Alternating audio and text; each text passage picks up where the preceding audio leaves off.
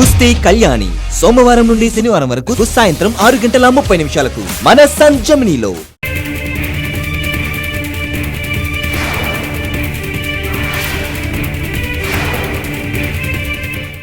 అత్తయ్య గారు వచ్చారు, కానీ రాగానే జపం చేయడానికి కూర్చున్నారు. నా మీద అరవలేదే. ఇది గాలివాన ముందొచ్చే ప్రశాంతత అయి ఉంటుందా? అమ్మా, అమ్మా,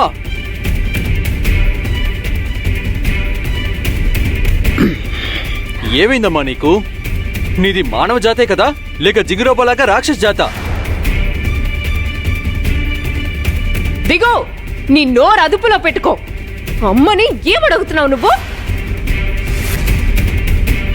నాకు అర్థమైపోయింది. సకు దిగుకి మొత్తం చెప్పేసి ఉంటుంది. లేదు, ఆయన గారికి నేనేమి చెప్పలేదు. అయితే ఆకాశవాణి చెప్పిందా? లేదమ్మా, నాకు సకు చెప్పలేదు. గజాబాబాయ్ చెప్పాడు. ఇప్పుడు ఎవరు చెప్పారన్నది ముఖ్యం కాదు. అక్కడ ఆ విధంగా జరగడం చాలా తప్పమ్మా. నాకలా జరగడం అస్సలు నచ్చలేదు. శకుని చక్రవ్యూహంలో ఇరికించాలి అని పథకం వేశారా? నువ్వు నన్ను అనవసరంగా రెచ్చగొడుతున్నావు. దిగు. తలుచుకుంటే సిగ్గేస్తోందా?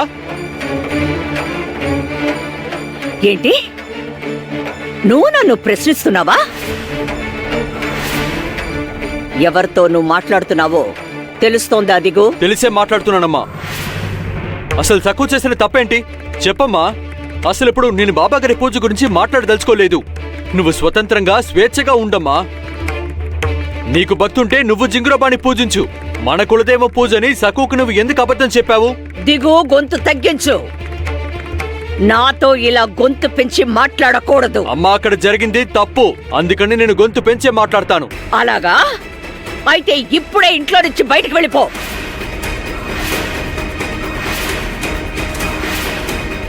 నువ్వు నా ఇంట్లో ఉండడానికి వీల్లేదు. వెళ్ళు. అయ్యో వదిన, మీరెందుకు దిగుమని ఇంట్లోంచి వెళ్ళిపోమంటున్నారు? ఒకవేళ నిజంగానే వాడు ఇంట్లోంచి వెళ్ళిపోతే? నేను మాట వరుసగా అంటలేదు మరిది గారు. ఈ ఇంట్లో ఉండాలంటే ఈ ఇంటి నియమాల్ని పాటించి తీరాల్సిందే, లేదంటే వెళ్ళిపోవడం మంచిది. సరే పద సకు, మనం ఇప్పుడే ఇంట్లో నుంచి వెళ్ళిపోదాం. ఏవండి, మోసం చేసే మనుషులతో నేను కలిసి జీవించలేను.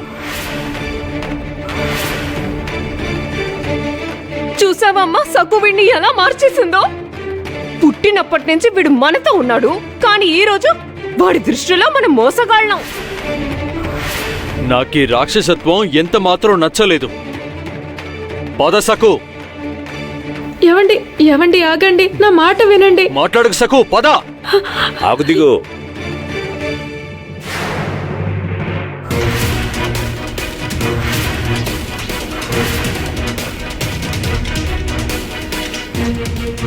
నాన్నగారు, నువ్వుండు దిగు. ఈ రోజు జరిగిన దానికి మూల కారణం నువ్వు కాదు, నేను నేను నేను తిరిగొచ్చాను. కానీ నేను వచ్చినందుకు ఈ దుష్టురాలు సంతోషించలేదు. నన్ను అడ్డుగా భావిస్తోంది. నేను ఇంట్లో ఉన్నాను కాబట్టి తను బయట పూజ చేద్దామనుకుంది. అక్కడంతా గందరగోళం జరిగింది. నేను ఇంట్లో లేకపోతే తన ఇష్టారాజ్యంగా వ్యవహరించవచ్చు. మన వల్ల గ్రామస్తులు ఇబ్బంది పడకూడదు కదా. నేను వెళ్ళిపోతున్నాను. మావయ్య గారు వెళ్ళకండి, ఆగండి. ఈ కుటుంబానికి, మా అందరికీ మీ అవసరం ఉందండి. మీరు వెళ్ళకండి మావయ్య గారు. మావయ్య గారు, మీరు ఎక్కడికి వెళ్ళకండి. ఈ ఇంటికి మీరే పెద్ద దిక్కు. వెళ్ళకండి.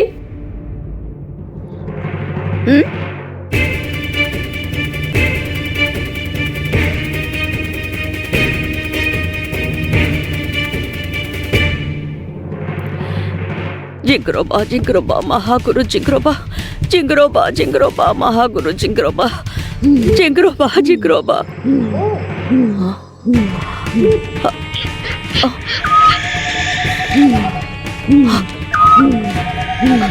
బాబాగారు, గొడ్లకు కోత వినిపించింది.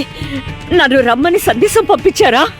మీరింకా నాతో మాట్లాడుతున్నారా బాబా గారు? కానీ ఆ కోత ఎక్కడి నుంచి వస్తుంది?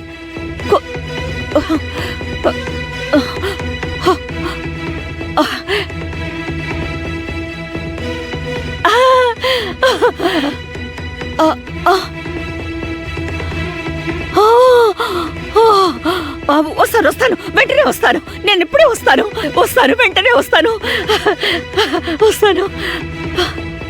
బాబా గారు, మీ నామం చెప్పిస్తూ ప్రాణత్యాగం చేద్దాం అనుకున్నాను, కానీ మీరు నన్ను పిలిచారు. నేను ధన్యురాల్ని బాబా గారు, ధన్యురాల్ని. నన్ను ఆశీర్వదించండి బాబా గారు.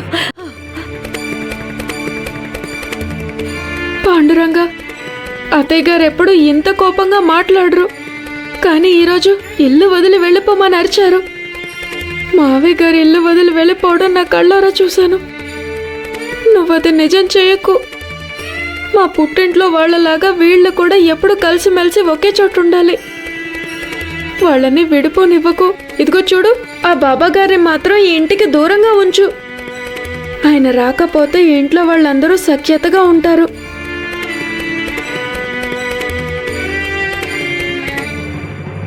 బాబా గారు, బాబా గారు, ఏం చేస్తున్నావు? బాబా గారు, నాకు పిచ్చి పట్టేలా ఉంది.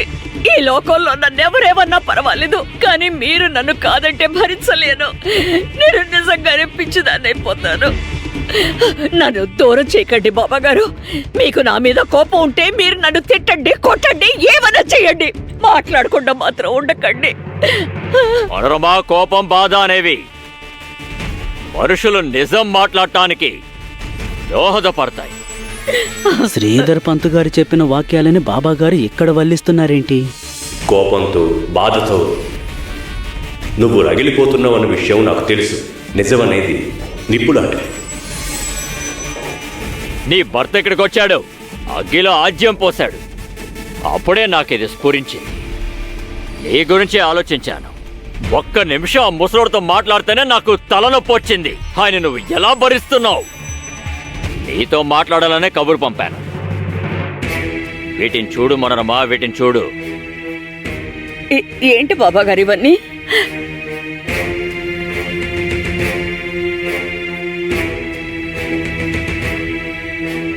దీనిలా చేతిలోకి తీసుకుని ఇలా చమురు కుండలో బాగా ముంచి తీయాలి. ఆ తర్వాత బగబగా మండుతున్న గోళాన్ని ఇదిగో ఇలా విసరాలి. బాబా గారు, ఏయ్,